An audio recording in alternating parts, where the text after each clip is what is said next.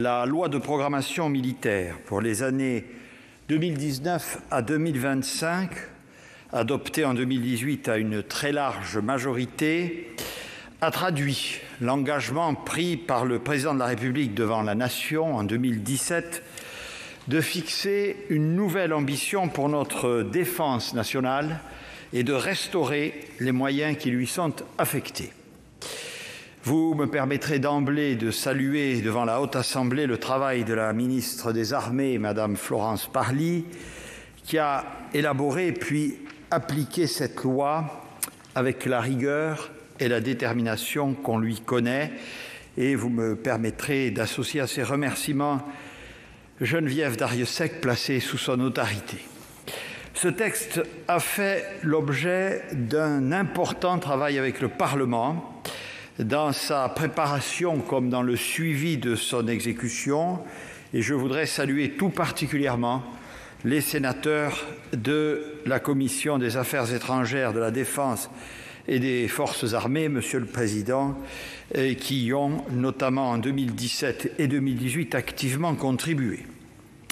Le texte prévoyait que la LPM fasse l'objet d'une actualisation de façon à fixer au-delà de 2023 la trajectoire des ressources qui devait permettre d'atteindre l'objectif fixé par le président de la République, notamment celui de porter le budget des armées à 2% du PIB à l'horizon de 2025.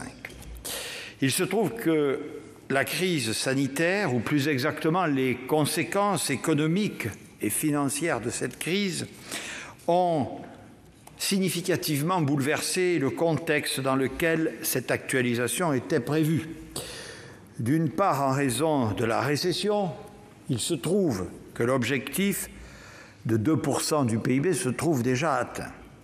Mais surtout et d'autre part, la longueur de la crise sanitaire, qui n'est hélas toujours pas complètement terminée, ses conséquences économiques dans un contexte qui reste incertain et que personne ne pouvait anticiper au moment de la préparation et du vote de la loi, ont changé les conditions de cette actualisation et donc les perspectives pour 2024 et 2025, puisque tel est le sujet essentiel. C'est pourquoi j'ai décidé, je l'assume, de ne pas soumettre à ce moment précis au Parlement de textes d'actualisation de la loi de programmation militaire.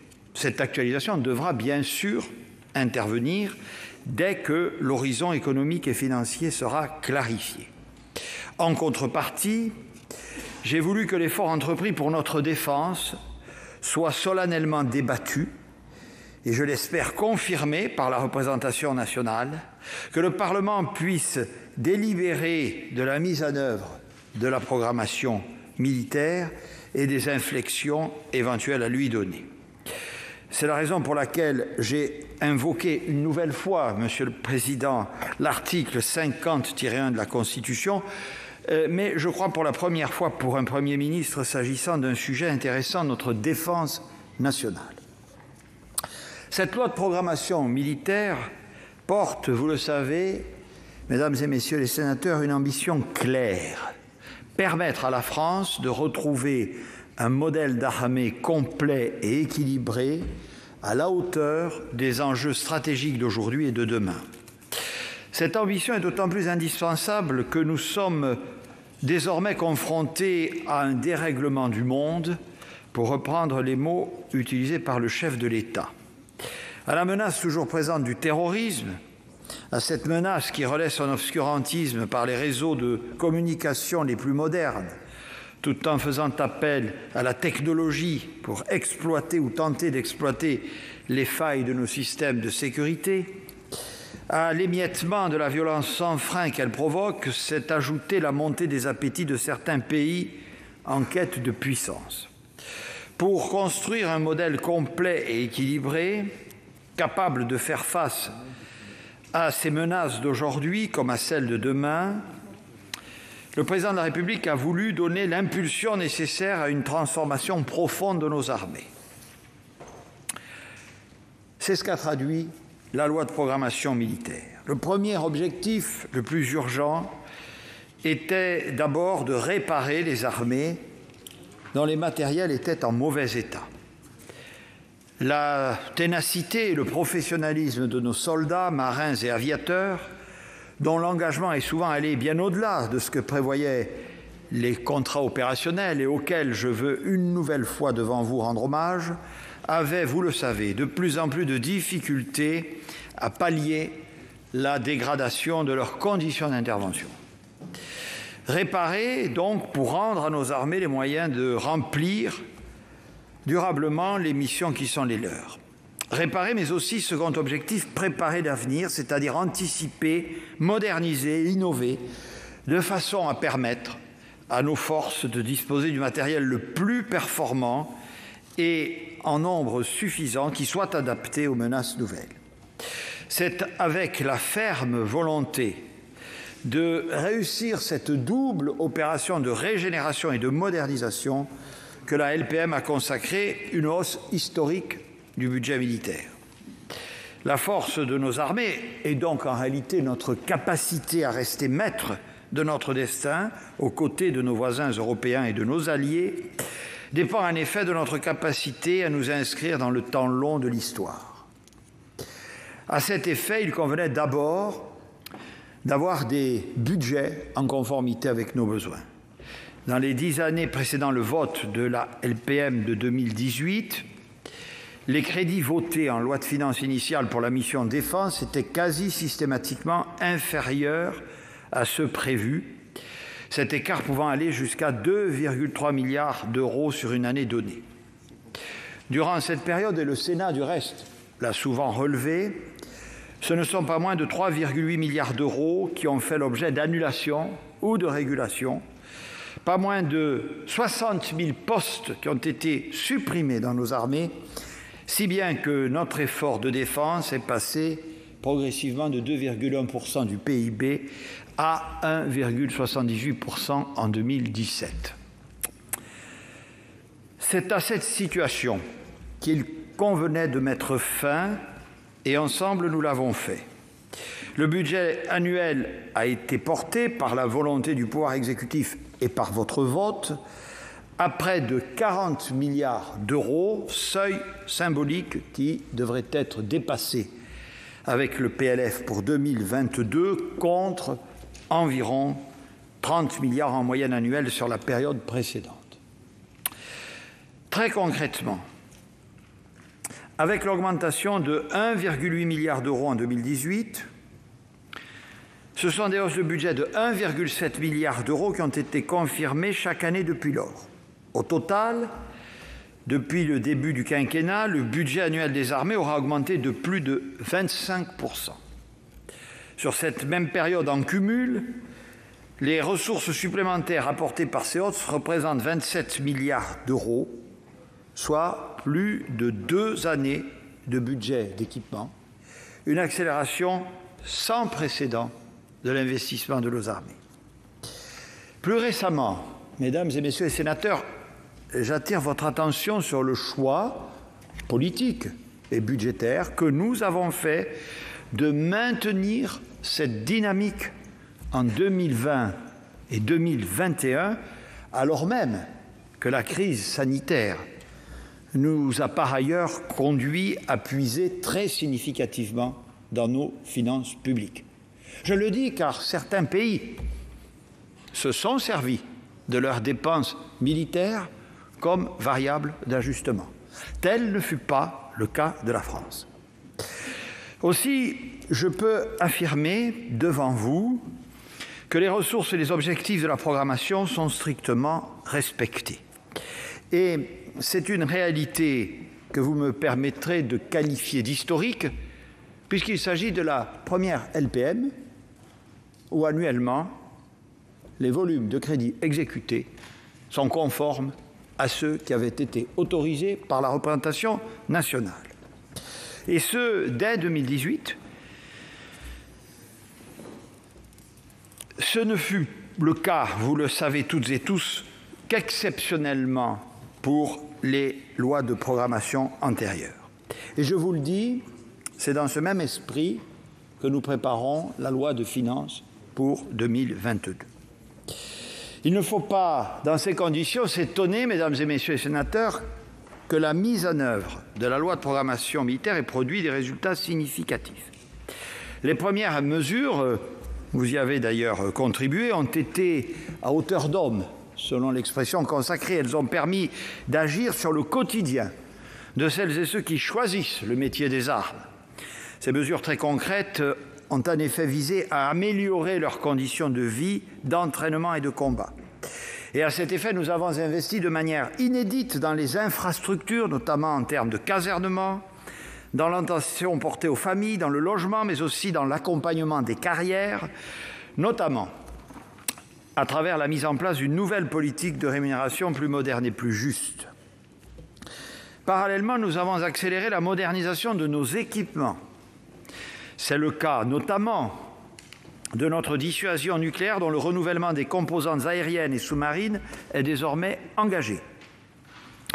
Je fais référence aussi, bien sûr, aux nouveaux véhicules blindés conçus dans le cadre du programme Scorpion, qui renforce considérablement la puissance de feu et la protection de notre armée de terre. Je pense encore à notre marine, à qui les nouveaux sous-marins de type Suffren, les FREMM, les frégates de défense et d'intervention, et demain, le futur porte-avions, vont permettre de faire face aux nouveaux défis portés par les perturbateurs de l'ordre international sur mer. Je pense enfin à notre armée de l'air, que sa flotte d'avions de chasse et de drones armés va mettre au meilleur niveau mondial et qui a enfin pu renouveler son parc d'avions de transport et de ravitailleurs. Certains ont pu s'inquiéter, ici même, des retards qu'ils ont cru observer dans les livraisons de tel ou tel type d'équipement.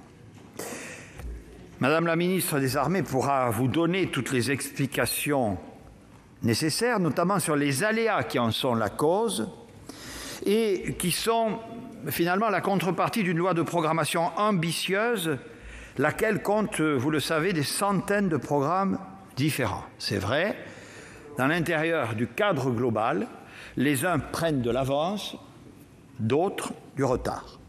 Ces variations sont finalement le reflet d'une gestion dynamique et réactive de la programmation. L'essentiel, c'est que nos forces disposent des équipements dont elles ont besoin au bon moment pour s'engager en opération.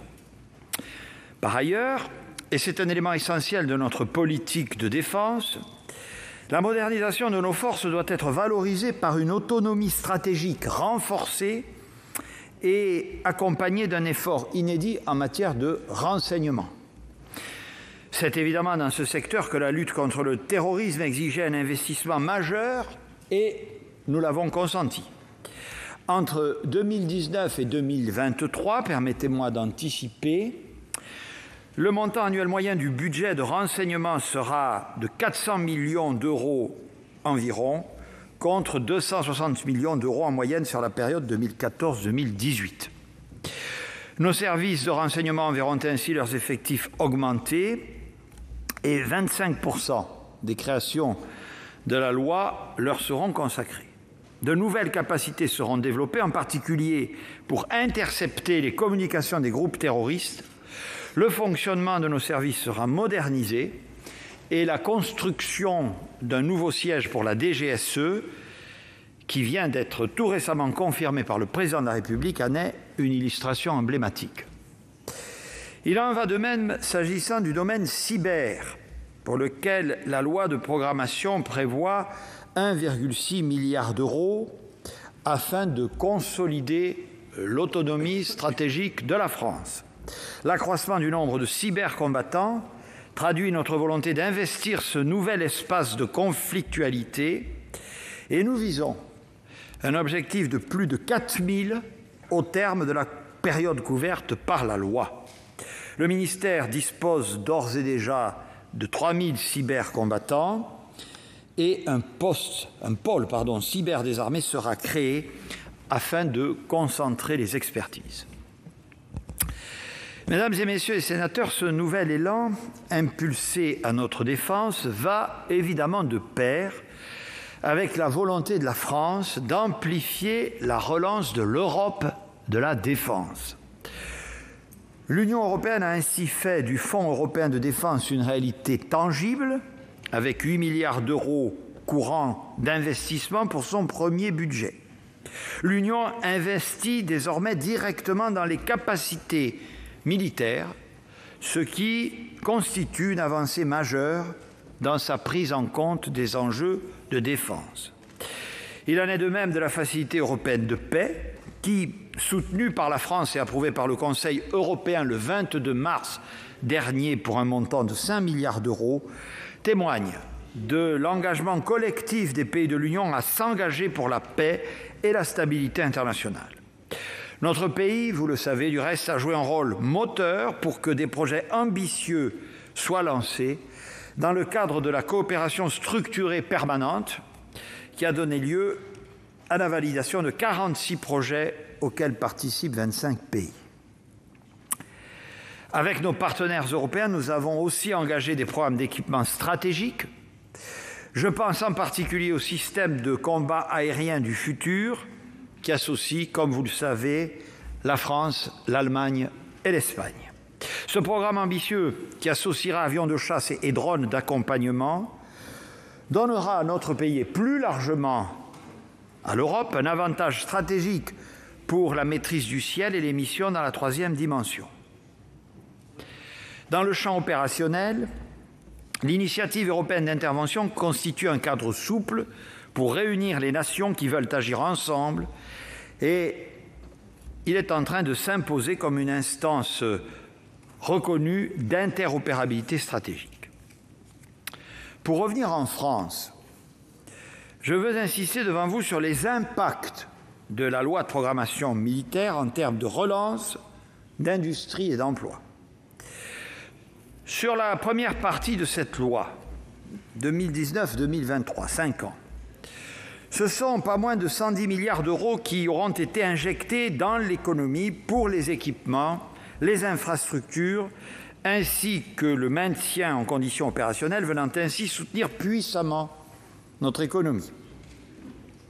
Sur les exercices 2021 et 2022, correspondant à la période du plan de relance, ce sont 40 milliards d'euros qui vont être investis dans nos entreprises et dans nos territoires, notamment à travers le plan de soutien aéronautique.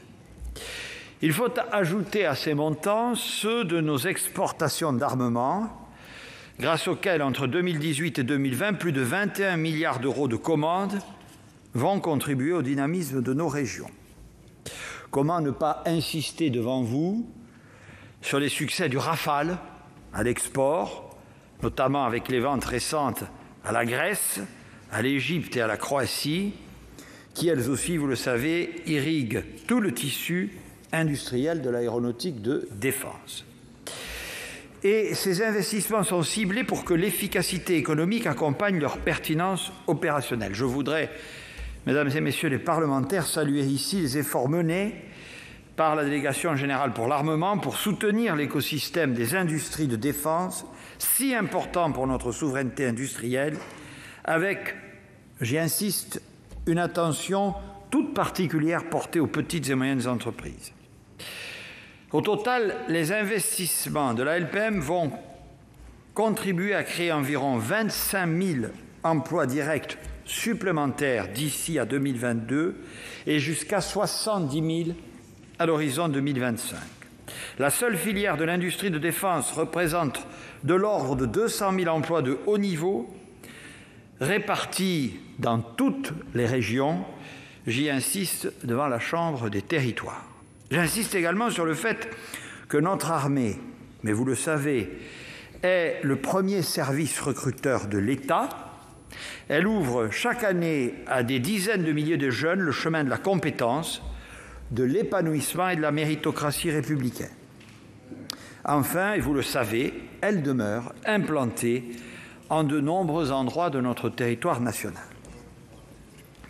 Les objectifs prévus dans la loi de programmation militaire ont donc été pleinement respectés et je tiens devant vous à saluer l'action, sous l'autorité de la ministre, du chef d'état-major des armées, du délégué général pour l'armement et de la secrétaire générale pour l'administration du ministère des Armées, qui ont tous eu un rôle décisif dans la mise en œuvre de ce texte.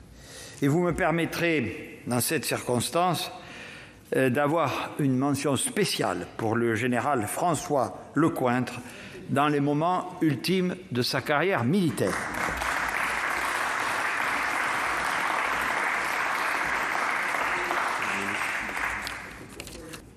L'évolution du contexte stratégique est venue confirmer la pertinence des priorités de la loi de programmation militaire. Depuis 2018, la prolifération des armes nucléaires est à nouveau une inquiétude majeure. Les actes hostiles se sont multipliés dans les airs et sur les mers, par exemple en Méditerranée ou en mer de Chine. Des puissances régionales ont pris des positions stratégiques sans égard pour le droit international. Quant à la menace terroriste, je l'ai déjà évoquée, elle s'est diversifiée et développée. Les dispositions prévues par la loi de programmation militaire doivent nous permettre de relever ces défis. Comme vous le savez, face à de nouvelles menaces, nous avons d'ores et déjà procédé à des inflexions. Par exemple, je veux y insister devant le Sénat, en renforçant notre action dans le domaine spatial.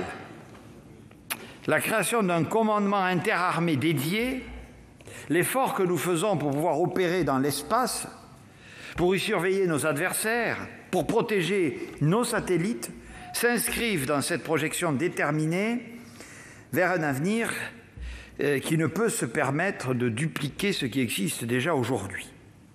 Le budget d'équipement consacré à l'espace a ainsi été quasiment doublé depuis 2017.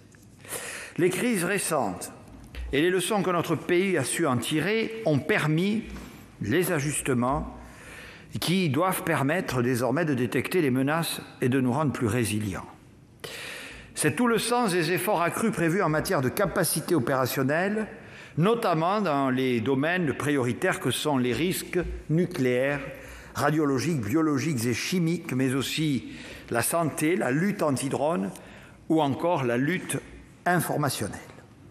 Nos forces, qui s'adaptent sans cesse aux menaces, sont fortement mobilisées, notamment pour lutter contre le terrorisme dans le cadre d'opérations extérieures au Sahel ou au Levant, comme sur le territoire national dans le cadre de l'opération Sentinelle déployée depuis 2015 et que nous devons toujours laisser active.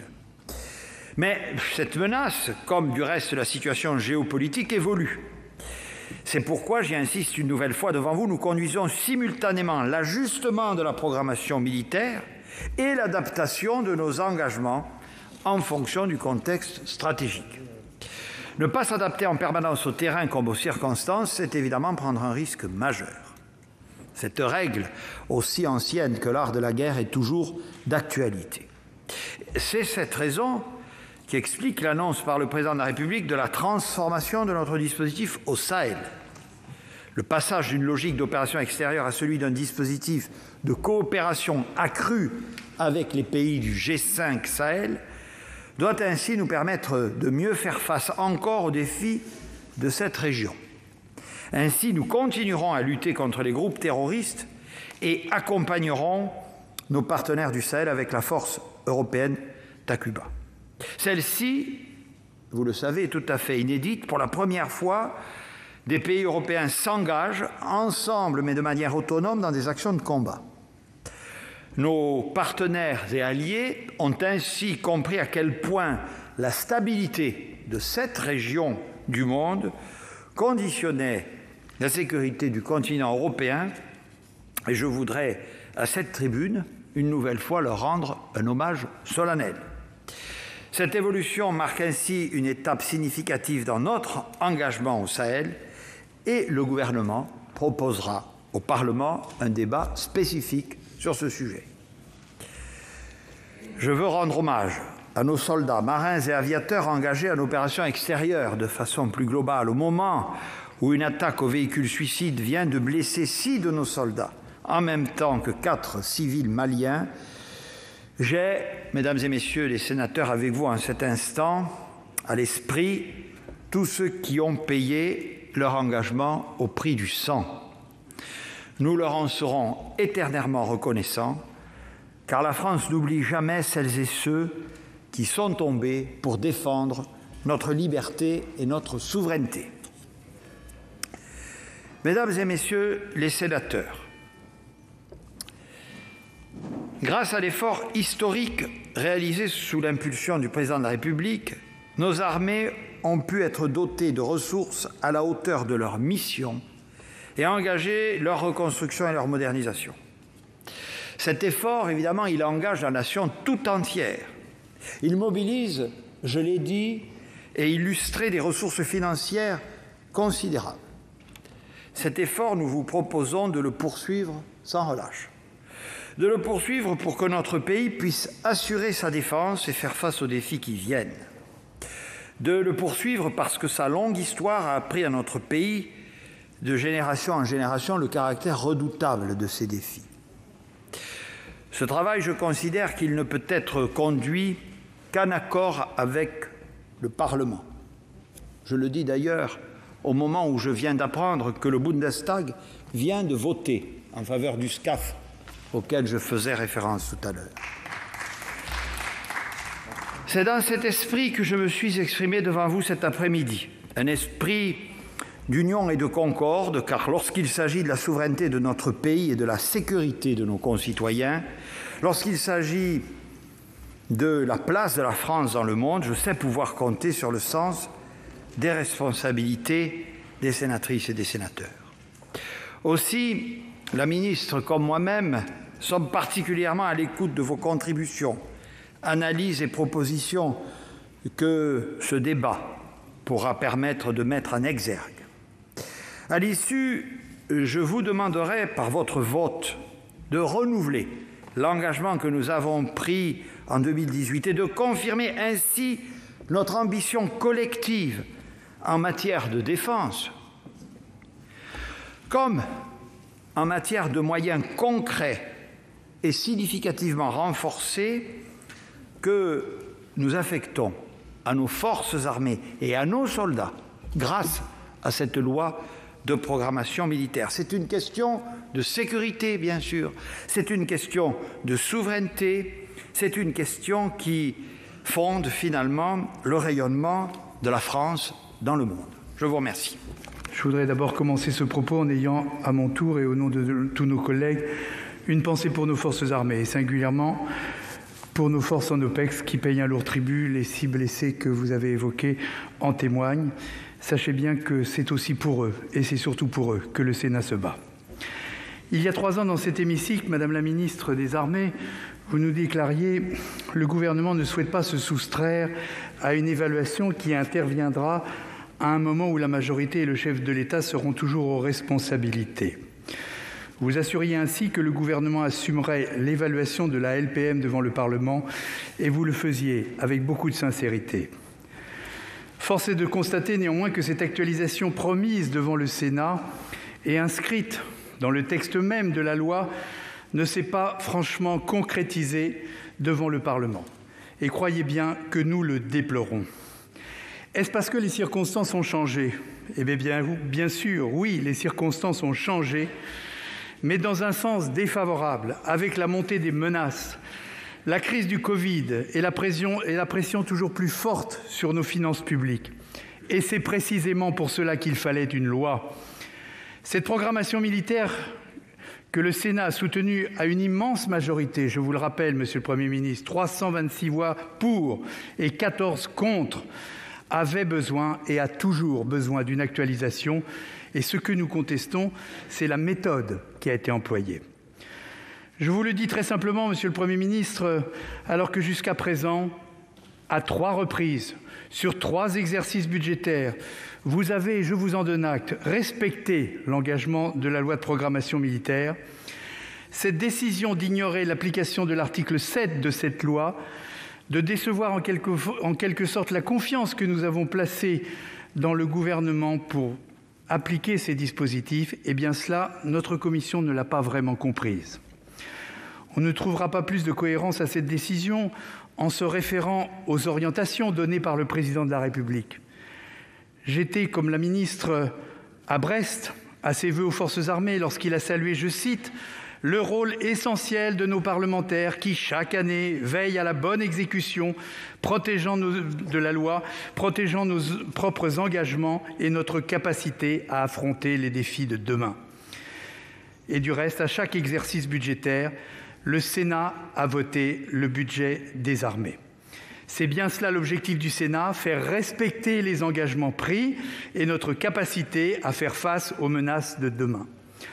Alors, puisque le gouvernement nous a refusé cette loi d'actualisation promise, nous avons donc dû mener notre propre travail d'analyse du périmètre d'actualisation 3 ans après le vote de la loi. Ce travail de 6 mois que j'ai mené au nom de la Commission avec Jean-Marc Todeschini a été réalisé avec le soutien déterminé de nos 8 rapporteurs budgétaires pour avis, et je veux ici solennellement les remercier, car ils ont travaillé dans des conditions difficiles, se heurtant souvent à un refus de communiquer un certain nombre d'informations. Or, ce travail collectif est important et il aboutit à des conclusions particulièrement importantes. Sur la forme, les enjeux de cette actualisation ne permettent pas, à l'évidence, de traiter l'actualisation au cours d'un débat de 2 heures, pas plus que par des auditions en commission. Sur le fond, la loi d'actualisation de la LPM, ce sont des chiffres, ce sont des tableaux. C'est la possibilité de creuser certains sujets, d'établir des priorités, d'identifier les retards, les redéploiements, les surcoûts et par conséquent les économies à réaliser en fonction de ces priorités et donc pourquoi pas d'amender le projet du gouvernement. Vous ne nous proposez rien de tout cela, je vous écoutais avec attention dresser le bilan, certes élogieux, mais regardons l'avenir. Vous ne proposez rien de tout cela, alors que c'est la norme démocratique dans tous les parlements et ce que vous aviez promis au Parlement, à nos armées et aux Français. Alors, de quoi parlons-nous? Ou plutôt, de quoi aurions-nous dû parler? Le gouvernement a affirmé que la loi ne se justifiait pas, car finalement l'actualisation était modeste, portant sur 1 milliard d'euros sur l'ensemble de la LPM. Pourtant, bien des éléments nouveaux sont survenus ces 3 dernières années. Irruption de nouvelles menaces, la cyberdéfense, l'espace, la nécessité d'accroître notre capacité en matière de renseignement, des retards de la part des industriels, les conséquences de la vente des Rafales prélevées sur nos propres forces, le coût de la propulsion nucléaire du futur porte-avions de nouvelle génération, le coût des études, la commande non prévue d'une frégate de défense et d'intervention supplémentaire et bien sûr, l'impact de la Covid. C'est pourquoi, de notre point de vue, la réalité est tout autre. Alors que nous n'en sommes même pas à la moitié de la LPM, nous avons chiffré le périmètre d'actualisation à 8,6 milliards d'euros. C'est 8 fois plus que ce qui avait été annoncé. Et croyez-moi, il ne s'agit pas d'un travail de petit comptable, comme vos amis de l'Assemblée se sont permis de le qualifier hier. Et encore, nous avons fait le choix de faire une estimation très prudente. C'était pas très aimable pour notre Assemblée, mais enfin. Et encore, nous avons fait le choix d'une estimation très prudente. Il faudrait y ajouter les chiffres que le ministère des Armées ne nous a pas communiqués sur les sommes qui seront nécessaires d'ici 2025 pour la préparation opérationnelle et pour l'adaptation à la haute intensité. La conséquence, c'est la révision à la baisse de nombreux programmes. Et c'est de cela, Monsieur le Premier ministre, qu'il fallait nous parler. De la baisse du système de lutte antimine du futur, le bâtiment hydrographique qui ne va pas être livré sur cette LPM alors que le bâtiment date de 1980, le programme Scorpion dont l'accélération était un des éléments mis en valeur pour cette LPM. Il prend lui aussi du retard, 27 Griffons de moins que prévu en 2025. Et qu'en sera-t-il des Jaguars? Et quid de la modernisation du Charles Leclerc dont la pérennité dans nos forces est aujourd'hui en question? Quant à la régénération des véhicules blindés légers, sur lequel notre commission ne cesse de vous alerter, ce sont 123 véhicules qui manqueront en 2025. Il y a aussi les forces spéciales. Dans le contexte que nous connaissons au Sahel, comment expliquer 51 véhicules légers des forces spéciales en moins? C'est vrai que c'est un travail de comptable. Et le nombre de poids lourds qui va être réduit à moitié alors qu'il est si important. Et puis il y a ce sujet majeur des Rafales. Contrairement à ce que le gouvernement a affirmé, la cible de 129 Rafales en 2025 ne sera pas atteinte, puisqu'elle est revue à 117 appareils en raison du prélèvement de 12 appareils du contrat croate. Alors, Monsieur le Premier ministre, reprenons peut-être ce que vous avez dit à l'Assemblée nationale hier, Confirmez-vous devant le Sénat que ces 12 appareils seront bien remplacés et quand le seront-ils ? Au-delà de ces grands programmes, d'autres sujets méritaient tout autant un examen attentif par le Parlement. C'est le cas du service de santé des armées. Nous avions alerté depuis longtemps sur la centaine de médecins qui manquaient à ce service. Malheureusement, nos travaux ont révélé une aggravation de la situation, puisque l'on passe d'un déficit de 97 postes en 2020 à 136 en 2021, en pleine crise du Covid. Enfin, l'annonce de la fin de l'opération Barkhane, sans plus de précision à ce jour, est évidemment un élément majeur de toute programmation militaire. Là encore, nous avons appris cela par voie de presse. Et lorsque le Sénat a organisé un débat sur Barkhane en février dernier, la fin de l'opération n'a jamais été évoquée comme une option possible par le gouvernement. Nous rappelons que le surcoût des OPEX a déjà coûté 600 millions d'euros au budget de la Défense pour les seules années 2019 et 2020. Or, vous vous en souvenez, le Sénat avait fait voter dans la LPM, c'est un texte de loi, le principe d'une prise en charge interministérielle de ce coût. Vous avez ignoré cette disposition, nous le regrettons. Quelle sera du reste la conséquence de cette décision de Barkhane sur les crédits des armées ? Est-ce qu'il faut espérer un coût moindre ? Faut-il redouter à court terme un surcoût lié au démantèlement de certaines installations ? Vous venez d'annoncer un débat, il intervient bien tard, mais je le prends aussi comme un signe d'espérance. En fait, on voit bien que par l'ampleur des sommes en jeu et par la gravité des sujets, une loi d'actualisation était indispensable. Alors, Monsieur le Premier ministre, pourquoi y avez-vous renoncé ? Vous nous répondez, on ne connaît pas le PIB à l'horizon 2025. Permettez-moi de vous le dire, c'est à la fois trompeur et inquiétant. C'est trompeur car le fond du sujet, vous le savez bien, ce n'est pas un pourcentage de PIB. Le PIB, actuellement, il varie de manière très sensible. C'est le montant des crédits nécessaires pour faire face aux besoins de cette ambition 2030 du président de la République. Ce niveau est connu, nous l'avons discuté en 2018, c'est une enveloppe de 295 milliards d'euros sur 7 ans. C'est trompeur, c'est aussi inquiétant. En refusant de confirmer la trajectoire financière, vous faites planer quelque part le doute sur la programmation. Si cette enveloppe n'est pas tenue, c'est l'ensemble de la LPM qui risque d'être fragilisé. Nous l'avons connu dans d'autres LPM, tous ensemble. Monsieur le Premier ministre, les sénatrices et les sénateurs qui sont devant vous sont tous des élus de terrain. Nous savons bien quelle est la situation de nos finances publiques et de notre économie au sortir de la crise du Covid. Oui, cet objectif de 295 milliards est difficile à tenir, mais il est indispensable car il en va de la sécurité des Français. Or, pour que nos compatriotes acceptent de fournir cet effort, il faut qu'ils aient conscience des enjeux et des choix à faire. Cette validation des choix ne peut prendre qu'une forme en démocratie, le vote de la loi par le Parlement. Alors, Monsieur le Premier ministre, parlons de la suite. Vous nous proposez, vous l'avez fait hier, une nouvelle méthode. Il est évident en effet que ce débat ne peut servir d'actualisation de la LPM. En revanche, peut-être est-il le début d'un travail qui aurait pu avoir lieu entre le gouvernement et le Parlement. Pour conclure, Monsieur le Premier ministre, vous le comprenez, nous sommes capables de tout entendre, nous sommes capables de tout comprendre. C'est le non-respect par le gouvernement de l'article 7 de la LPM qui a tout déclenché. Votre déclaration d'aujourd'hui sera jugée à l'épreuve des faits. Il revient bien sûr à chaque groupe de s'exprimer aujourd'hui, mais écoutons bien ceci. Le Sénat est une institution de la République dont la mission, quoi qu'il en coûte, est de contrôler l'action du gouvernement sur la défense et les forces armées. Le soutien du Sénat ne vous a jamais manqué.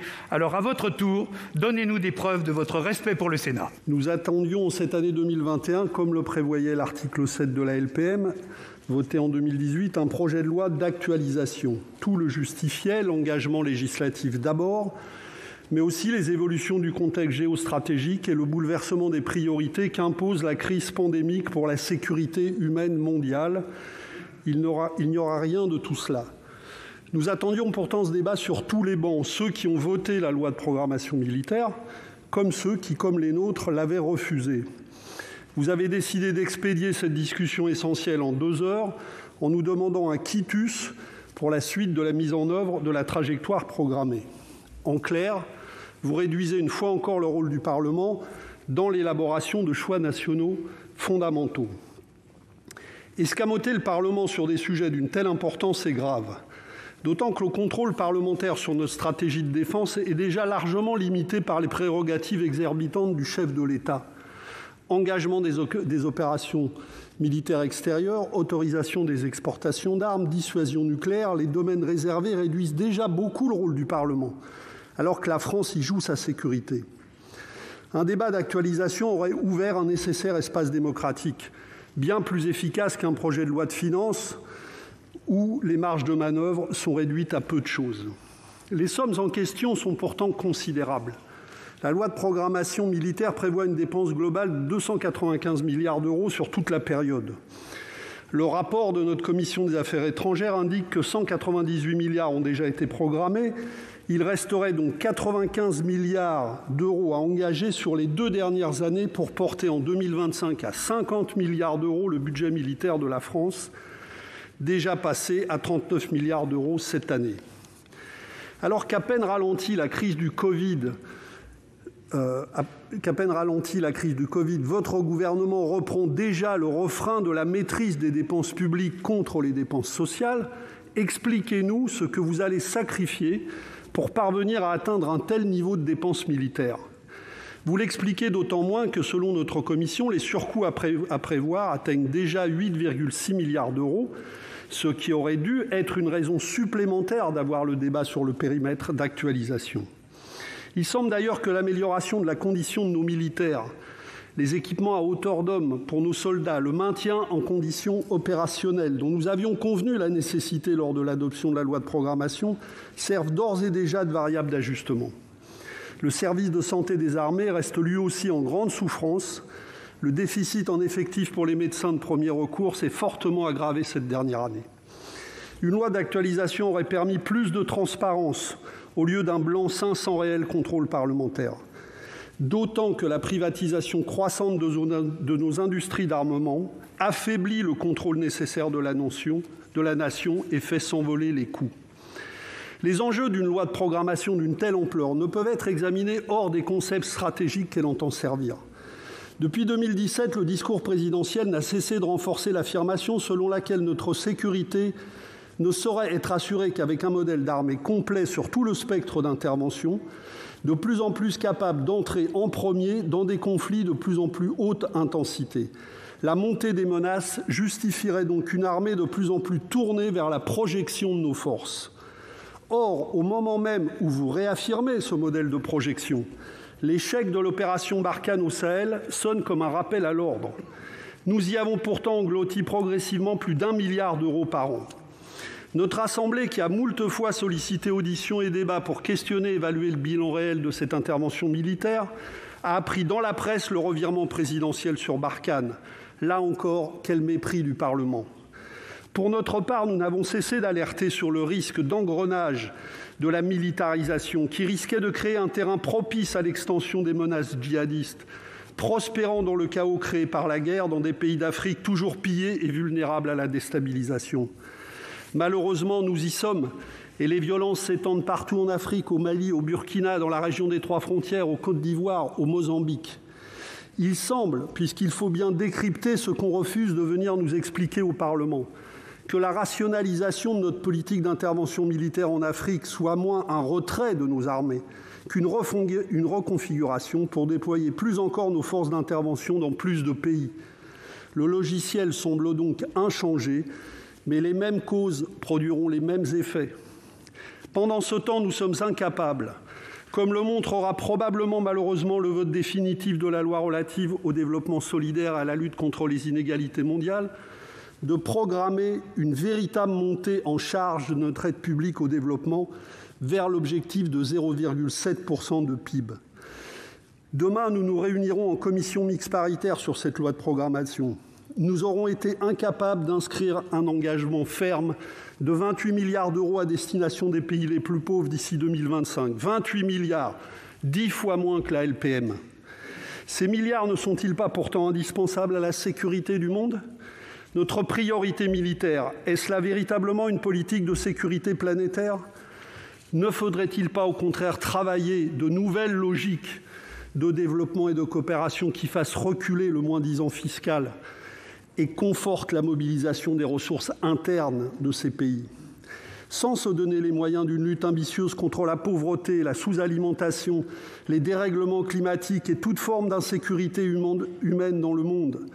Il y a fort à parier que la militarisation croissante de nos relations internationales ne provoque ni paix, ni sécurité collective, ni recul des formes de guerre hybrides ou asymétriques, mais bien le contraire, la dissémination des violences et des conflits. Sans parler des ventes d'armes dont nous sommes un champion mondial, qui dispersent un peu partout dans ce monde instable des arsenaux qui sont de véritables bombes à retardement, comme on l'a vu récemment au Yémen. Oui, tout nous incite à réinterroger les objectifs de la LPM. Nous prétendons créer de la sécurité mondiale en développant notre capacité militaire de projection dans tous les domaines. Nous le faisons en revendiquant le concept de l'OTAN des 2% de dépenses militaires dans les budgets nationaux des pays de l'Alliance Atlantique. Nous courons sur tous les fronts de l'escalade militaire, dans les manœuvres militaires de l'OTAN en Europe de l'Est face à la Russie, dans les démonstrations de forces maritimes aux côtés des États-Unis dans la zone Indo-Pacifique face à la Chine, en Europe pour promouvoir de coûteux programmes industriels de défense aux objectifs stratégiques d'ailleurs très mal définis, en Afrique, comme je l'ai dit. Nous nous apprêtons à lancer le projet d'un porte-avions de nouvelle génération à propulsion nucléaire, estimé à 10 milliards d'euros d'ici 2038. Pour quels objectifs? La sécurité de nos espaces maritimes ou bien plutôt la logique de puissance et la projection, là encore, de nos forces extérieures? Nous jouons le jeu dangereux de notre puissance militaire comme d'une arme politique et diplomatique, loin de nos besoins de sécurité nationale. Nous acceptons sans broncher la militarisation de l'espace, probablement l'un des plus grands dangers et peut-être l'un des plus coûteux du XXIe siècle. Et nous lançons à notre tour avec fierté un commandement militaire de l'espace. La LPM prévoit en la matière d'importants investissements pour tenter de rivaliser face aux programmes massifs états-uniens, russes, chinois et israéliens en la matière. Oui, les traités de 1967 et de 1979, on le sait, doivent être révisés. Pourtant, en octobre 2018, notre gouvernement s'est montré particulièrement discret quand il s'est agi de discuter d'une telle révision. Pour reprendre, je cite, le communiqué des Nations Unies à l'époque, sans pour autant écarter la possibilité d'un nouveau traité. Pour la France, le Royaume-Uni ou l'Italie, l'urgence est toutefois d'adopter au plus vite de nouvelles mesures qui répondent aux préoccupations les plus aiguës. Dit autrement, on a préféré mettre le doigt et même les deux mains dans une machine dont on sait qu'elle nous happera le bras. Nous sommes les acteurs d'une escalade militaire qui est repartie mondialement sur un rythme fou, tout autant tiré par les appétits de profit que font miroiter la sophistication et les ruptures technologiques, que par les entrepreneurs de violence et de guerre, étatiques ou non, qui prospèrent dans les insécurités mondiales. Où allons-nous? Jusqu'à quand pour préparer quelle paix, ou plus exactement, quelle guerre? Ce cycle apparaît de nouveau sans fin. Plutôt que le fatalisme de la guerre et des menaces, la France, tout en assurant sa sécurité, devrait lever à nouveau haut et fort le drapeau de la désescalade. Or, nous ne sommes jamais au rendez-vous des batailles mondiales pour le désarmement. Un vent de mobilisation s'est levé aux Nations Unies pour relancer un processus mondial de désarmement militaire avec la signature par de nombreux pays du traité d'interdiction des armes nucléaires. Nous avons combattu cette dynamique plutôt que de nourrir le débat mondial et multilatéral en faveur de nouvelles étapes de désarmement nucléaire. La LPM aura consacré à son terme plus de 37 milliards d'euros à la modernisation de notre dissuasion. Or, agir pour débarrasser le monde et notre pays de ce fardeau dans un processus multilatéral de désarmement reste une condition de sécurité collective et de paix.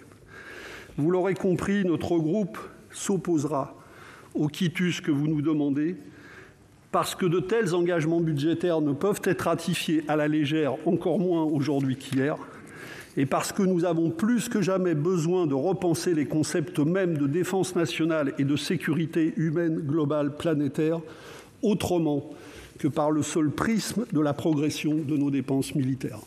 Pourquoi ne pas avoir prévu de voter sur un projet de loi d'actualisation au lieu de le faire sur un blanc-seing politique ? Nos militaires, comme nos industriels d'ailleurs, n'attendent pas des indications, mais des engagements chiffrés et surtout de savoir que ceux-ci seront respectés, comme ce fut le cas depuis 3 ans.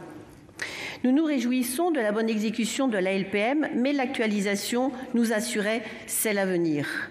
L'incertitude de la courbe du PIB que vous avancez comme argument devrait au contraire nous convaincre de sécuriser la trajectoire budgétaire de la défense pour les années 2024-2025.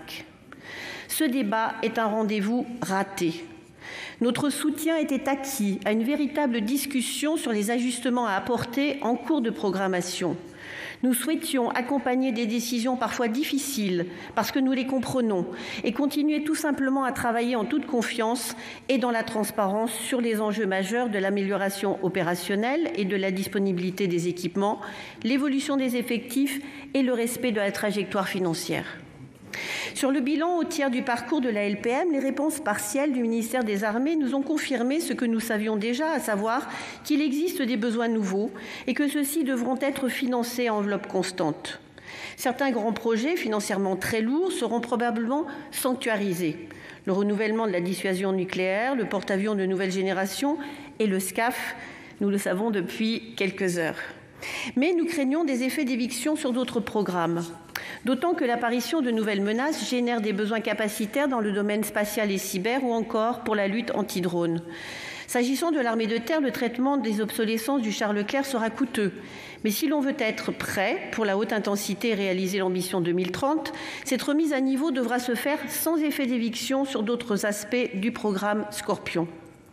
Certes, les évolutions de la programmation sont naturelles dans un contexte stratégique fluctuant, s'agissant de programmes industriels lourds et technologiquement complexes.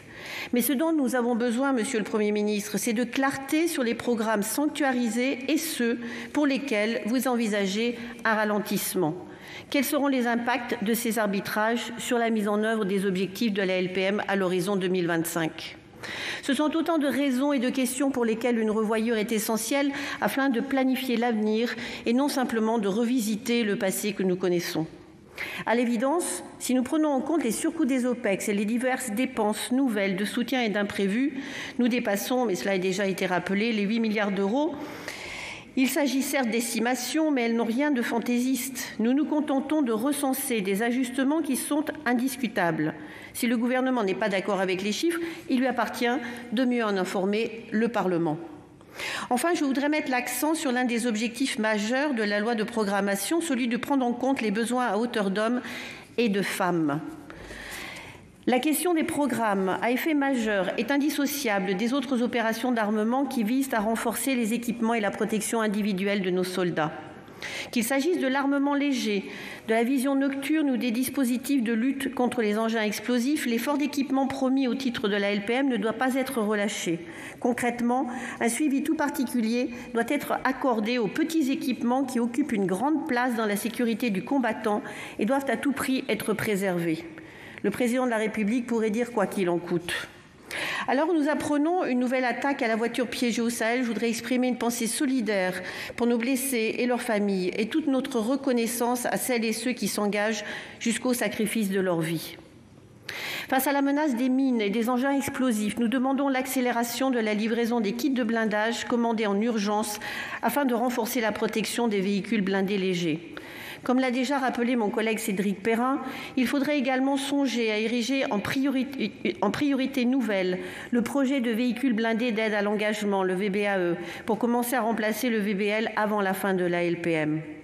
Nous constatons des retards dans les livraisons du programme Scorpion. Nous pouvons également nous interroger sur notre autonomie en matière d'approvisionnement de munitions. Notre rapport d'information a mis en évidence le besoin de chiffrer dès à présent les besoins en matériel et en préparation opérationnelle pour remplir les objectifs de l'actualisation stratégique et l'ambition 2030. Il se chiffre en milliards d'euros. La question des effectifs, de la fidélisation et de l'amélioration de la vie militaire n'est pas accessoire par rapport aux équipements. C'est bien au contraire la valeur cardinale de nos armées, celle sur laquelle doit reposer le lien de confiance entre la nation et ses forces armées. Je sais que nous en sommes tous convaincus sur ces bancs et c'est pourquoi il est dommage que nous ne puissions offrir en retour aux femmes et aux hommes qui nous protègent et qui méritent mieux qu'une simple déclaration politique ou générale, une loi d'actualisation qui sécurise leurs moyens et leurs conditions militaires. À cet égard, au nom de mon groupe politique, je m'associe pleinement à l'appel qui est lancé en faveur du service de santé des armées. Il est urgent de le doter des personnels suffisants et d'offrir à nos médecins et infirmiers de meilleures conditions de vie à la hauteur de leur engagement pour la nation. Pour toutes ces raisons, qui s'ajoutent à celles déjà évoquées par mon collègue Gilbert Roger, le groupe socialiste, écologiste et républicain du Sénat votera contre la déclaration du gouvernement. Je vous remercie. Au terme de ce débat, quel décalage, Monsieur le Premier ministre, entre vos propos qui se résument à de l'autosatisfaction, comme s'il n'y avait aucune ombre, aucun problème dans l'application de la LPM, décalage avec le bien fondé des questions qui vous ont été posées et pour lesquelles nous attendons des réponses. Monsieur le Premier ministre, je me permets de m'adresser à vous, si vous voulez bien m'écouter quelques instants. On ne peut pas en même temps dire qu'on respecte le Parlement et se flatter de recourir systématiquement au 53-1 comme si le Parlement était une chambre d'enregistrement, sans possibilité d'amendement, car le cadre normal d'un débat entre le Parlement et le gouvernement, c'est bien la loi. On ne peut pas en même temps dire, comme vous l'avez dit, que nous avons atteint les 2% et que pour autant il faut continuer l'effort, sans nous dire comment vous allez faire pour continuer cet effort. On ne peut pas en même temps dire qu'on maintient les capacités opérationnelles et retirer des Rafales sans dire quand ils vont être remplacés, comment et à quel coût. On ne peut pas en même temps dire que la crise, comme vous avez indiqué tout à l'heure, je reprends vos termes, bouleverse les conditions de l'actualisation de la LPM, ce qui est reconnaître un bouleversement, et ne pas appliquer l'article 3 qui, justement, a été écrit, je le cite, pour prendre en compte l'évolution de la situation macroéconomique. On ne peut pas en même temps dire qu'on respecte la LPM et refuser d'appliquer 2 de ses articles. On ne peut pas en même temps faire valoir le quoi qu'il en coûte pour répondre à la crise sanitaire et ne pas en tirer les conséquences pour nos forces armées. Monsieur le Premier ministre, Madame la Ministre, nul n'est au-dessus des lois, fût-il Jupiter. Ce n'est pas parce que le gouvernement estime de façon unilatérale qu'il n'y a pas lieu de légiférer que le Parlement souverain en la matière doit se ranger sans discussion à cette appréciation. Il n'y a pas de place pour le « en même temps » quand il s'agit de la souveraineté de la France, de nos armées, de nos soldats qui sont exposés. Il n'y a pas de place pour le « en même temps » quand il s'agit des prérogatives de souveraineté nationale. Vous nous demandez d'y renoncer, et je ne peux imaginer un seul instant que vous ayez pu penser que nous étions disposés à troquer pour solde de tout compte un texte de loi qui engage, et vous et nous, contre un débat qui vous dédouanerait de vos responsabilités et réduirait le Parlement à une simple chambre d'enregistrement. Alors, au terme de ce débat, finalement, vous allez peut-être avoir une satisfaction lorsque nous allons passer au vote. Parce qu'on a théorisé et de droite et de gauche. Eh bien, je crains que dans le vote que nous allons faire tout à l'heure, vous allez effectivement avoir cette satisfaction sur les bancs et de droite et de gauche. Nous risquons d'être unanimes. Je vous remercie. Une LPM, c'est une finalité. Cette finalité, c'est protéger les Français aujourd'hui et demain. Cette LPM, c'est l'outil indispensable au soutien de l'engagement politique du président de la République en matière de défense. Un plan de frappe de près de 300 milliards d'euros pour réparer et préparer nos armées. La loi de programmation militaire, c'est la réponse à une ambition, celle définie par le président de la République pour répondre aux enjeux d'un contexte stratégique que certains d'entre vous ont rappelé et qui est marqué par une accentuation des tensions internationales, par la persistance de la menace terroriste et par l'affirmation désinhibée de puissances établies ou émergentes, et pas seulement dans les milieux conventionnels, mais aussi dans les milieux hybrides, le cyberespace, la datasphère ou bien l'espace exoatmosphérique. Cette ambition, comme l'a rappelé tout à l'heure Monsieur le Premier ministre, c'est celle d'un modèle d'armée complet qui dote nos forces militaires de moyens d'action dans tous les milieux, terrestres, maritimes, aériens, spatial, les grands fonds marins, l'espace numérique, bref, tous les champs d'opération, en toute autonomie et autant que possible dans le cadre de coopération. Cette ambition, je ne vous apprends rien, puisque vous en avez partagé l'analyse, puisque vous y avez pleinement adhéré. Et la semaine dernière encore, Monsieur le Président, vous me le rappeliez sans une certaine fierté. Ce 28 juin 2018, vous avez voté cette loi de programmation militaire sans réserve à 326 voix contre 14. Et par ce vote, à une très large majorité, vous avez exprimé votre plein soutien aux orientations capacitaires et à la trajectoire financière qui la sous-tend. Parce que vous avez considéré que les forces armées en avaient besoin, parce que vous avez considéré que nos forces méritaient un effort national à la hauteur de leur engagement, parce que, tout simplement, c'était nécessaire. Et comment en aurait-il été autrement ? Pendant des années, le budget des armées n'avait cessé de diminuer, alors que dans le même temps, les engagements de la France allaient croissant. Pendant des années, la défense avait été la variable d'ajustement des finances publiques. Et cela fait 4 ans que cela n'est plus le cas, et je m'en félicite. L'engagement de nos soldats, aviateurs et marins est constant. Il est sans réserve. Nous devons donc être à la hauteur.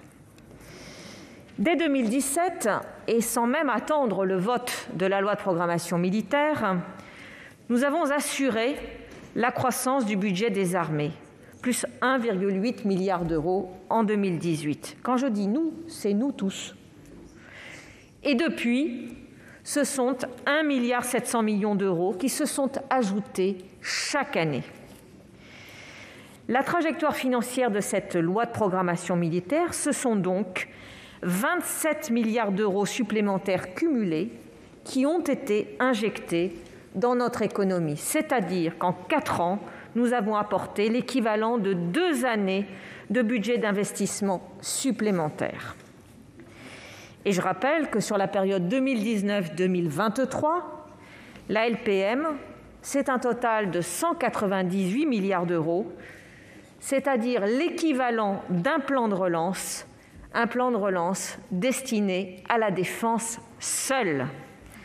C'est considérable et c'est essentiel pour notre économie au moment même où, après cette crise sanitaire sans précédent, elle en a le plus besoin. Et quand je parle de croissance du budget de la défense, je ne parle pas de promesses, je parle d'actes, car vous le savez mieux que personne, monsieur le rapporteur de la Commission des finances l'a rappelé, il y a les lois de finances initiales, mais il y a surtout l'exécution de ces lois de finances. Et pour la première fois depuis des décennies, la LPM est respectée. Chaque année, les crédits votés ont été conformes à la loi de programmation militaire et chaque année, les ressources ont été affectées et exécutées dans le respect de cette loi de programmation militaire. J'en ai d'ailleurs rendu compte encore tout récemment à l'Assemblée nationale au titre de l'année 2020, dans le cadre du printemps de l'évaluation, et je ne doute pas, Monsieur le Président, que j'aurai encore à en rendre compte, et c'est mon devoir devant votre commission. Cet effort historique s'inscrit dans la durée. Monsieur le Premier ministre vous l'a rappelé il y a quelques instants. Alors, depuis le vote de la loi de programmation militaire, nous avons fait du chemin, et cela se voit. Selon une formule que les anglophones affectionnent, la LPM délivre. Je ne détaillerai pas devant vous la longue liste des matériels qui ont d'ores et déjà été livrés à nos forces. Les matériels arrivent dans les unités et nous constatons, vous constatez, chaque jour l'impact positif que ce changement opère sur le moral de nos militaires. Quand on parle de loi de programmation militaire, on a souvent tendance à se concentrer sur les grands équipements. Mais je voudrais vous dire qu'une LPM, c'est bien plus que cela. Parce que la guerre se gagne, certes, avec des matériels, mais la guerre se gagne surtout avec des femmes et des hommes qui servent notre pays avec courage et avec abnégation. Par conséquent, la LPM 2019-2025 se caractérise par sa hauteur d'homme. Et quand on attend de nos forces qu'elles s'engagent pleinement dans les missions que nous leur avons fixées, quand on exige d'elles le meilleur, eh bien, nous devons faire en sorte qu'elles puissent agir en toute sérénité.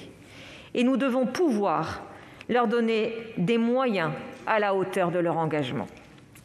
J'ai donc fait de cet axe une priorité majeure de cette loi de programmation militaire et je suis fière de pouvoir vous dire que les progrès sont là. La liste est longue, alors je ne prendrai que quelques exemples pour illustrer ces propos et je sais que les membres de la Commission des Affaires étrangères et de la Défense connaissent ces questions aussi bien que moi. Vous savez qu'une attention particulière a été apportée aux petits équipements, car ce sont les outils de travail du quotidien. Près de 50 000 nouveaux fusils d'assaut ont été distribués. C'est plus de 60% de la cible. 100% des personnels qui sont déployés en opération extérieure sont équipés du nouveau treillis ignifugé, plus protecteur que le précédent. Les nouveaux gilets pare-balles, ils ont tous été livrés au personnel qui devait en être équipé.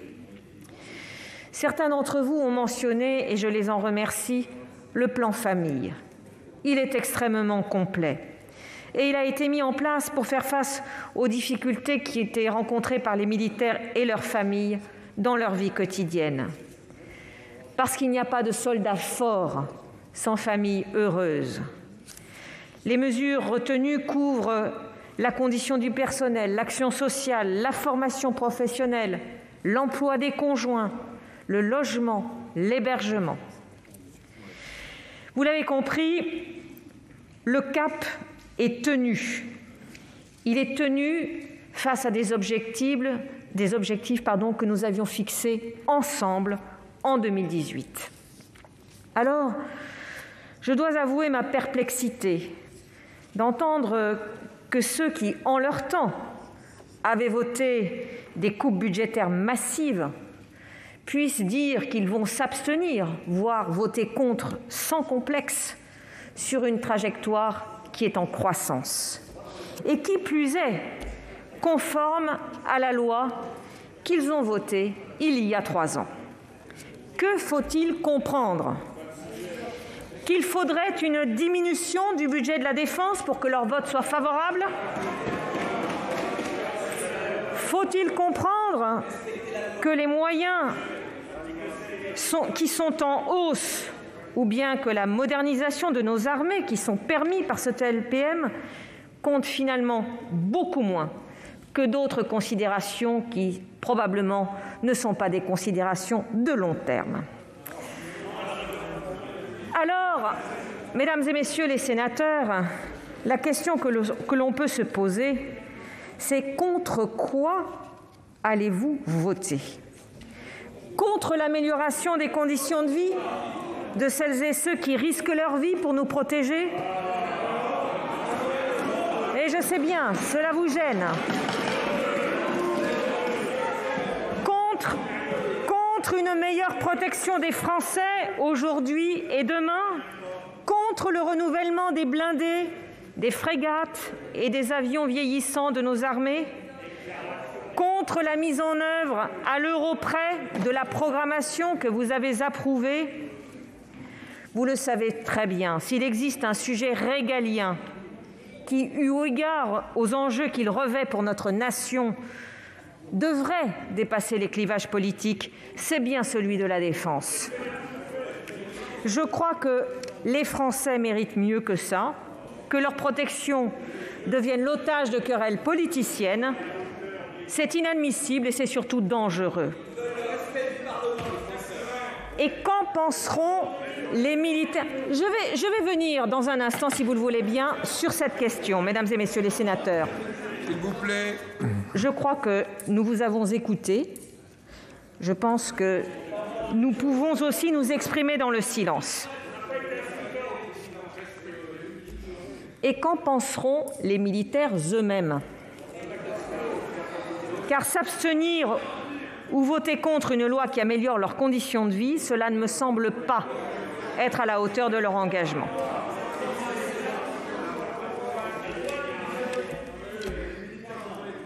Nous approchons du 14 juillet, mesdames et messieurs les sénateurs. Alors l'attachement à nos armées ne se clame pas seulement ce jour-là. Alors j'en viens maintenant à la question que vous posez, c'est-à-dire pourquoi il n'y a pas... J'y viens. Pourquoi il n'y a pas d'actualisation ? L'objectif fixé par le président de la République est clair. Vous l'avez rappelé. Atteindre 2% du PIB à l'horizon 2025 pour nos armées. Et si les ressources financières ont été fixées sur la première partie de la loi de programmation militaire jusqu'en 2023 inclus, vous vous souvenez sans doute qu'il reste à définir l'exacte trajectoire pour les 2 dernières années de la programmation, 2024 et 2025. Donc, si l'on s'en tient à une lecture à la lettre du texte de la loi de programmation militaire, si l'on s'en tient, comme vous le préconisez, à la lecture à la lettre de son article 7, que se serait-il passé ? Nous l'aurions constaté, cet objectif de 2% du PIB, il est atteint dès 2020. Est-ce que cela signifie que nous devons arrêter nos efforts ? Bien sûr que non, il faut les poursuivre. Et je n'ai entendu personne me dire le contraire.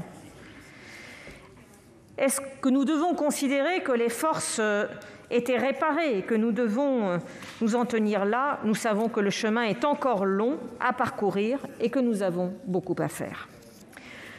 Alors, si vous soutenez la défense comme vous venez de le réaffirmer aujourd'hui avec force, évidemment qu'il faut soutenir cette loi de programmation militaire. C'est un choix de cohérence. Et recourir à un texte législatif, mesdames et messieurs les sénateurs, eût été inopérant. Pourquoi ? Parce que nous ne disposons pas de prévisions macroéconomiques fiables pour les années 2024 et 2025. Auriez-vous souhaité prendre le risque, en quelque sorte, de pénaliser nos armées face à l'incertitude de la conjoncture économique ? Alors pour autant, mesdames et messieurs les sénateurs, nous ne restons pas statiques. On ne reste pas l'arme au pied, selon l'expression consacrée. Un travail important a donc été conduit en début d'année sur l'actualisation stratégique. Et j'ai eu l'occasion de vous en présenter les conclusions en détail le 17 mars dernier. Elle confirme toute la pertinence de l'ambition fixée pour notre défense. Toutefois, elle souligne aussi que nous n'avions pas anticipé nécessairement l'accélération de certaines menaces et de certaines tendances. Et donc, des inflexions sont nécessaires. Et elles s'organisent autour de 3 axes. Le premier, c'est mieux détecter et contrer, qui vise à renforcer la priorité que nous donnons au renseignement, en développant notamment nos capacités défensives et offensives dans le champ du cyber et du numérique. Le deuxième, intitulé « Mieux se protéger », consiste à accélérer l'effort qui est porté sur la résilience et sur la protection de nos forces et des Français sur le territoire national. Et il concerne 3 domaines en particulier: les risques nucléaires, radiologiques, biologiques et chimiques, dits NRBC, la santé et la lutte anti-drone. Le troisième s'intitule « Mieux se préparer » et il concerne l'entraînement et la préparation opérationnelle. Les conflits d'aujourd'hui montrent que nos armées doivent être prêtes à pouvoir riposter dans tous les champs de la conflictualité, qu'ils soient matériels ou immatériels. Cela demande donc un entraînement plus conséquent et plus sophistiqué. Et l'effort en cours sur la disponibilité des matériels y contribue directement. Nous sommes donc bien en marche et nous travaillons à ce que l'actualisation puisse intervenir en temps utile. Alors, faute d'actualisation, j'entends beaucoup de choses, des choses qui me semblent relever du mythe, à moins que ce ne soit un test pour les capacités de lutte contre la désinformation que nous développons au sein de ce ministère. Et donc je voudrais couper court à certaines rumeurs ou, à minima, mauvaises interprétations. Alors j'ai entendu les multiples références dans vos interventions au rapport d'information de la Commission des Affaires étrangères et de la Défense du Sénat, rapport qui, à l'exception d'une synthèse de quelques pages, demeure introuvable pour ceux qui le cherchent, ce qui n'empêche pas certains, néanmoins, de le saluer. En tout cas, comme je n'ai pas eu la chance d'en être destinataire, vous conviendrez qu'il m'est difficile d'y répondre systématiquement, point par point. Mais je relève néanmoins que ce qui y figure dénote d'une vision centrée sur un verre 5% vide plutôt qu'à 95% plein. Et permettez-moi de vous le redire, nous sommes au rendez-vous et le verre est bien à 95% plein. Alors on me parle de surcoût, 8,6 milliards d'euros de surcoût. Alors là, je voudrais vous dire tout de même que votre synthèse est des plus ambiguës. Car, même si elle n'est pas longue, il faut patienter jusqu'au milieu de la 5e page pour y lire, entre deux phrases en gras, « Ces montants ne représentent en aucun cas un surcoût net sur l'enveloppe de la LPM. » Nous voilà rassurés. Alors moi, je vais vous le dire de manière plus claire. Il n'y a pas de surcoût de 8,6 milliards. La LPM, je vous l'ai dit, c'est un plan de bataille. Et à la guerre, on s'adapte. La LPM n'est donc pas un objet figé.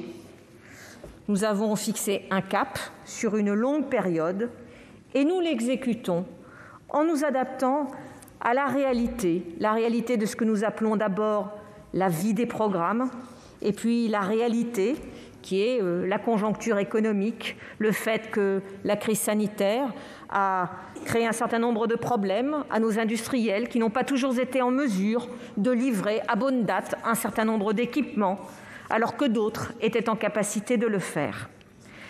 Donc cet exercice, il n'a rien de théorique. Il se produit, vous le savez très bien, tous les ans.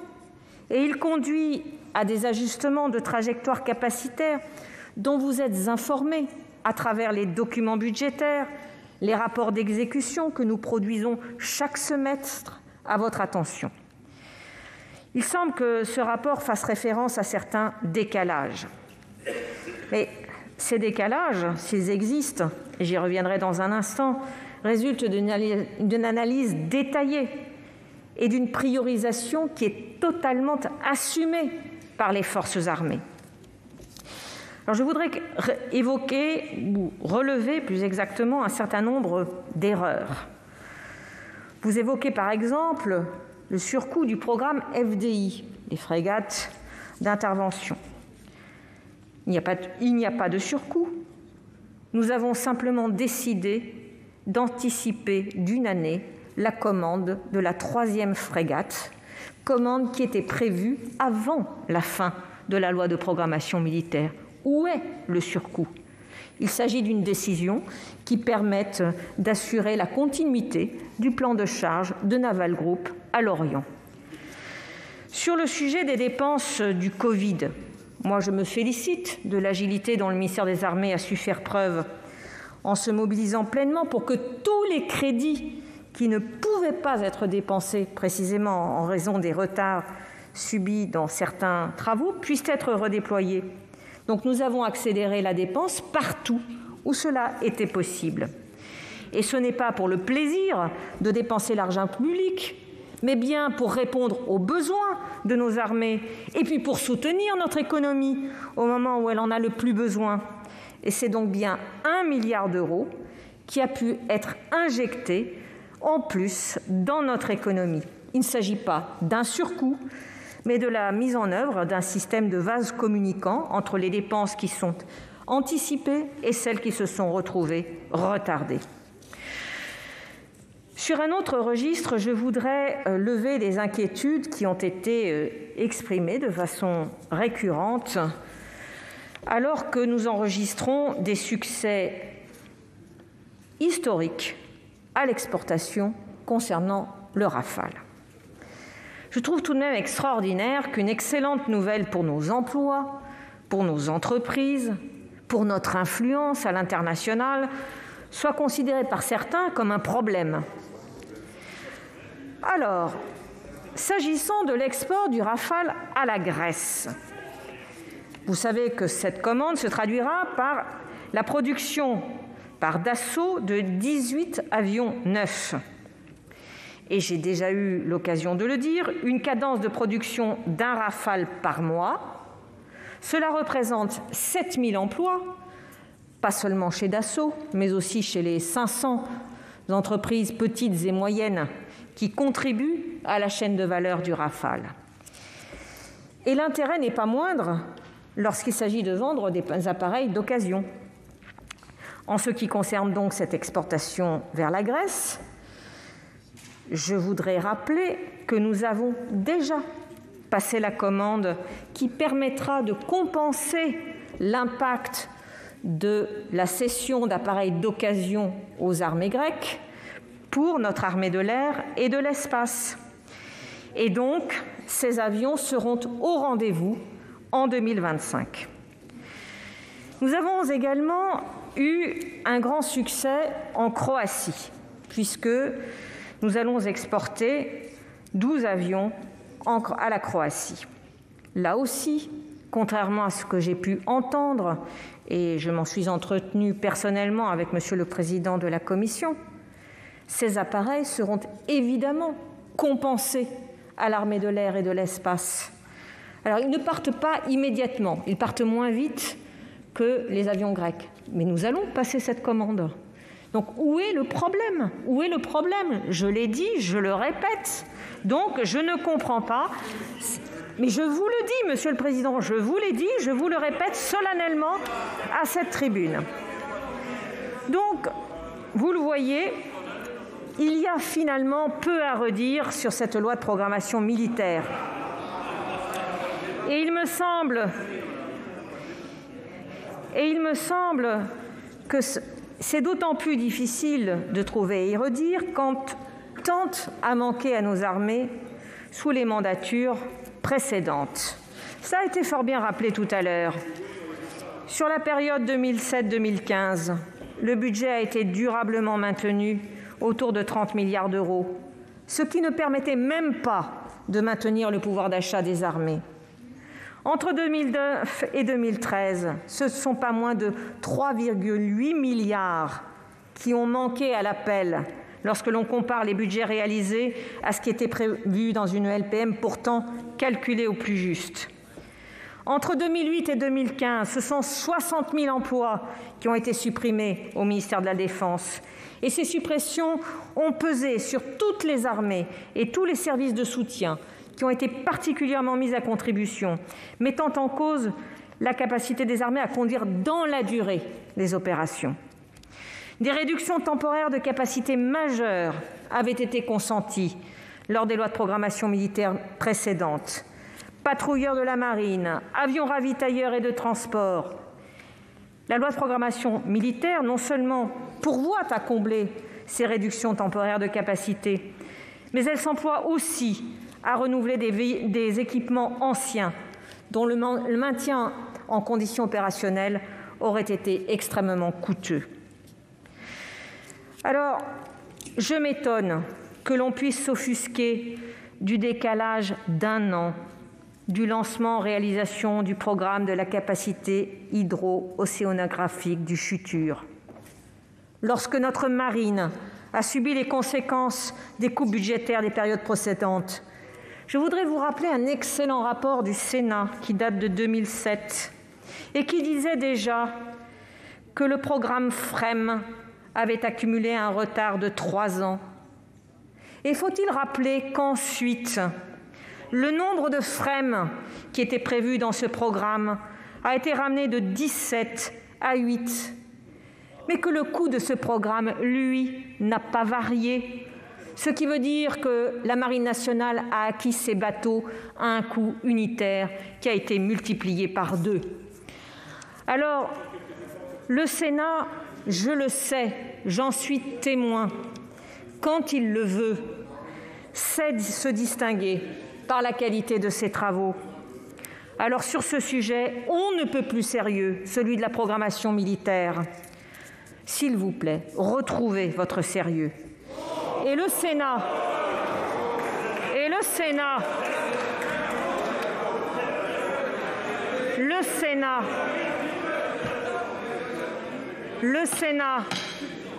quand il le veut, sait prendre ses responsabilités. Et vous l'avez prouvé en votant largement cette loi de programmation militaire.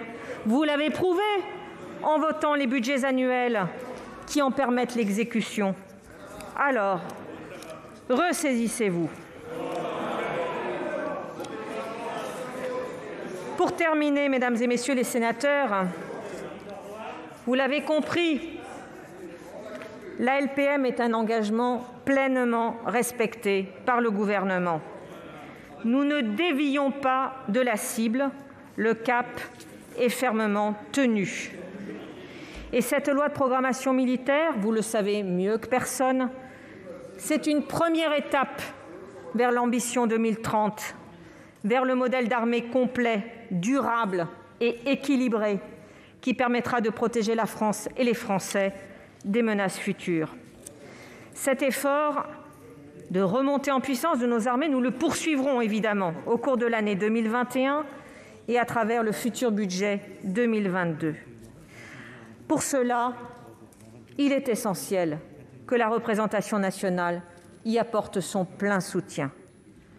C'est un signal fort pour nos armées, comme pour les femmes et les hommes qui les font vivre et qui vous écoutent et qui apprécieront. Je vous remercie. Merci, Madame la Ministre.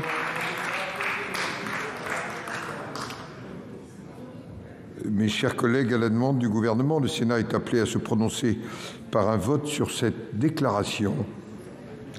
Conformément à l'article 39 alinéa 6 de notre règlement, il va donc être procédé à un scrutin public ordinaire dans les conditions prévues par l'article 56 du règlement et il n'y a pas d'explication de vote.